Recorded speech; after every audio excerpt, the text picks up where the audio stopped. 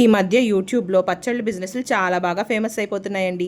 కష్టపడి content create చేసుకోవడం కంటే ఏదైనా పచ్చళ్ళ బిజినెస్ స్టార్ట్ చేస్తేనే తొందరగా సక్సెస్ అవుతావేమో అనిపిస్తుంది. కష్టపడి వీడియో చేసే వాళ్ళకి లైక్స్ ఉండవు, కామెంట్స్ ఉండవు. వేరే వాళ్ళ మీద పడి ఏడ్చే వాళ్ళకి, కాంట్రవర్సీ గురించి మాట్లాడే వాళ్ళకి మాత్రం ఫుల్ లైక్స్, కామెంట్స్ వచ్చేస్తాయి.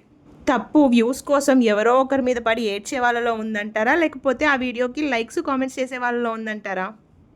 ఏదైతే ఏముందిలే గానీ మొత్తానికి ఈరోజు మా మమ్మీ అయితే నిమ్మకాయ రసం పచ్చడి చేస్తుందండి. ఈ నిమ్మకాయలు మా చెట్టులోనే ఫ్రెష్‌గా కాసాయన్నమాట. చాలా టేస్టీగా ఉంటుంది రసం పచ్చడి అండ్ సింపుల్‌గా కూడా చేసుకోవచ్చు.